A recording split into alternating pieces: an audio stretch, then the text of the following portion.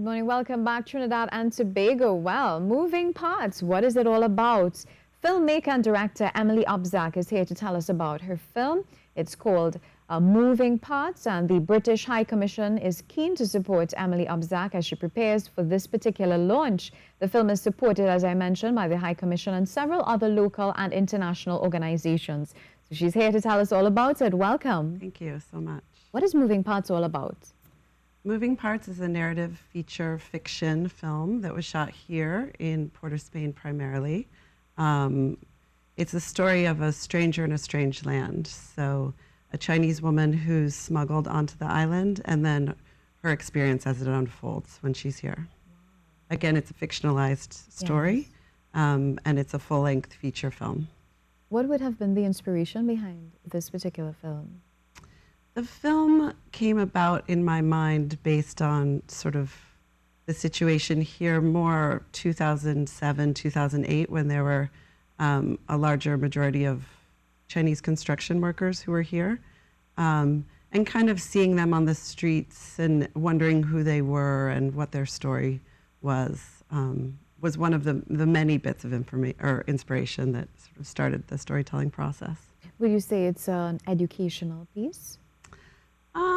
I think it's an abstract social issue fiction film. So I don't know if I would call it educational as much as maybe a story in a film that's meant to have people engage in dialogue and conversation. And I know since I've made the film, I've been more aware of all of the people who are around us all of the time that we don't necessarily notice. So, and I think it's very topical now with issues of migration and the situation in Venezuela, for example. So for me, it's really not, one community or one ethnicity. The world over, migration is an issue and a conversation that needs to be explored further. So I know that you would have undertaken features in the past. Would you say that your features also highlight a lot of the social issues that we currently face? Well, I've primarily, as a writer-director, worked in the short-form filmmaking, so documentary and narrative and experimental work. I made a short documentary on whining at one point. Whining, as in dancing? As the dance form, and then also on the Orisha tradition in southern Trinidad. So I've sort of dabbled in lots of different topics, but I was also associate producer on the narrative fiction film Play the Devil, which came out last year, I believe, and that had a social issue angle to it. So let's talk a little bit more about this particular moving part. So you said that you wish to highlight some social issues, and it's also fiction. Who are some of the cast members? So the main cast are Valerie Tian. She's Chinese-Canadian, and she's actually just arrived in country, so she'll be here this evening for the premiere of the film. She hasn't seen it yet, so I'm excited about that. And then Candice McClure, who's also South African-Canadian, but is married to a Trinidadian, so she works here and has been in a number of films, local films. And then in terms of our local cast, we have Stephen Hadid Jr., Yes. Conrad Paris, Nikolai Salcido, who else? Oh, and then we had Jacqueline Chan, who is a Trini who's been living in England for a number of years. She was in the original Cleopatra, the film, and also more recently in Marco Polo, the Netflix series. How was it to work with them? Very interesting. I feel like there's some opportunity to work in film, but the actors are so excited and engaged and also really receptive to my comments, I found. So it was a great process. What did you enjoy most about this experience and putting this film together and seeing it unfold? Well, when you're making a film, it's over the course, a feature narrative film, it's over the course of a number of days. So we shot for 16 days, primarily in Port of Spain, and you really start to enjoy and rely on the cast and crew that you're seeing every single day. It's very exhausting. You're sort of in it together. So I've really appreciated the collaboration that's unfolded, and also understanding that even though as the director, I'm the person that holds the vision and have seen it from start to finish. Every person I've collaborated with throughout has really been instrumental to making the film what it is now, and it's changed as a result of different people's input. Wonderful. So we have that 1-minute trailer for you guys to take a look at. So let's go to that trailer and then we'll get back to the interview. Who are you? Jen Jen. Fresh off the boat. I come last night.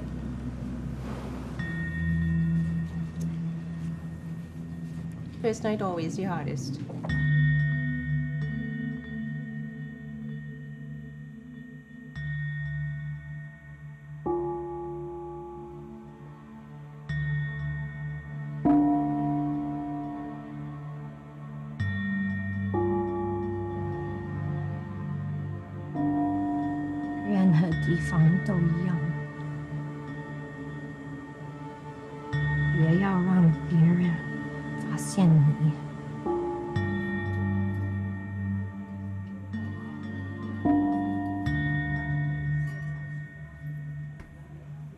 How do you feel looking back at the trailer?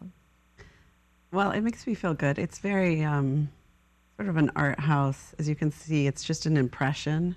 And in a way, the film is somewhat impressionistic. So again, it's not an advertorial of a social issue, but it's really just an impression of a place and a time and a person's experience. And also one of my motivations that I think have sort of come through in the end was to explore female storytelling, both myself as a female writer-director, but also through the eyes of a female protagonist, and also this idea of female solidarity and how issues can be resolved through women helping women. Wonderful. So what sort of research would have gone into this? A lot of research. I actually, many years ago, studied with a woman who's from Guyana, but most of her family lives here, Kamala Kempadu, and she is an expert on international human trafficking with a focus on the Caribbean. And so I utilized her work a lot in terms of preparation for the story, and then also moving around the city and talking with different people who are not from here, and just sort of starting a log and a diary of their stories and their impressions. How has that impacted you, learning so much about people's views, perspectives, and that sort of thing? Well, again, it's hard for me not to see the people who are on the fringe now of society. And I think in every culture, they're everywhere. And just also this idea that whether you're rich or poor, or no matter where you land in the class structure, there's humanity. You're a person. You have a background and a family, and in particular with this idea of migration, asking myself, and even in making the movie, why is this person here? Where are they coming from? What situation are they fleeing? And that we all hope for a better life, or for a comfortable life, or for a peaceful life. So, how do you hope that your pieces impact your audience? In what way do you mean? Do you think it would help them to be a little bit more aware, as you're now more aware of those in the fringes, as you said? Yeah, sure. It would be great for empathy to result as once people see this film, and maybe just engage in a more thoughtful process around, who makes up the society that you live in, and how they add to the dynamic nature of that society. When we look at filmmaking, it sounds so exciting and wonderful, but how easy is it really? What were some of the challenges that you normally would face? Yeah, it's a very challenging and long process. This script was originally conceived and written in January of 2013, and now we're in May 2018. So it's been a 5-year process. Funding is always difficult, but my first funders were Film TT. I was a part of a schema in which they funded 3 feature films.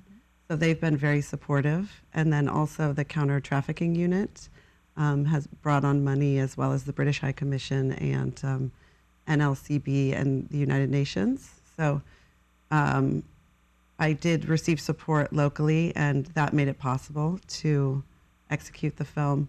the crew was over 35 people and the cast was around 20 people. So just managing a large number of people every single day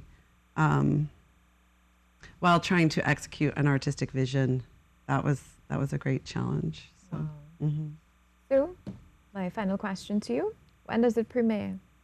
It premieres this evening at Central Bank Auditorium, and then it'll play for 1 week starting tomorrow at Movietown, Port of Spain. Great. Any closing comments? I hope that, yes, that people go out and see the film and tell their friends and family. Great. Thank you so much for taking the time to chat Thank with us you. this morning and sharing this wonderful story. We've been chatting with Emily Obzak. She's a filmmaker and director, Moving Parts. Well, we have a lot more when we return. Stay tuned.